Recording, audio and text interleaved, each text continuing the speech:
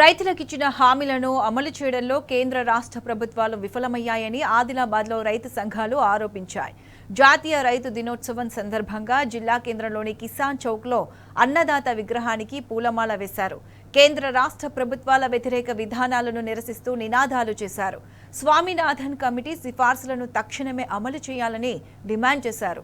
రైతు పండించిన పంటకు గిట్టుబాటు ధర ఇవ్వడంలో కేంద్ర రాష్ట్ర ప్రభుత్వాలు విఫలమయ్యాయని రైతు సంఘాలు ఆరోపించాయి. రుణమాఫీ, రైతు భరోసా విషయంలో కాంగ్రెస్ మోసం చేసిందని ఆగ్రహం వ్యక్తం చేశారు.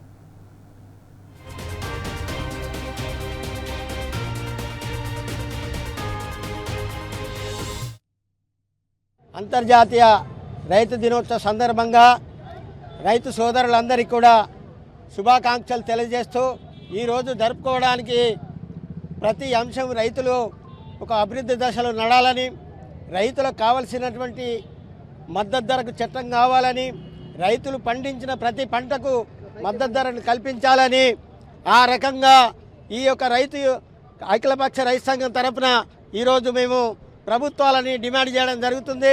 రైతే లేనిది రాజ్యం లేదని, రైతే దేశానికి వెన్నుముకని అనేక సందర్భాల పాలక వర్గాలు ప్రకటించడం జరుగుతూ ఉన్నది. వాస్తవంగా రైతుకు అందాల్సినటువంటిది పూర్తి స్థాయిలో అందడం లేదు. ఎందుకంటే ఒక పేరు మార్చి ఇంకో పేరు పెట్టి రైతుల్ని ఇబ్బంది చేస్తున్నారు తప్ప రైతులకు సంక్షేమాన్ని కానీ, రైతుల పెట్టుబడి కానీ, రైతు రుణమాఫీ కానీ, రైతులకు మద్దతు ధరలు కానీ ఏ కోశాన రైతులు పోరాటాలు చేయకుండా రావటం లేదనేటువంటిది వాస్తవం. కేంద్ర ప్రభుత్వం కానీ, రాష్ట్ర ప్రభుత్వం కానీ అనేక హామీలు ఇచ్చి ఉన్నాయి. ఇప్పటికీ ఆ హామీలను కూడా పూర్తి స్థాయిలో అమలు చేసే పరిస్థితులు లేదు.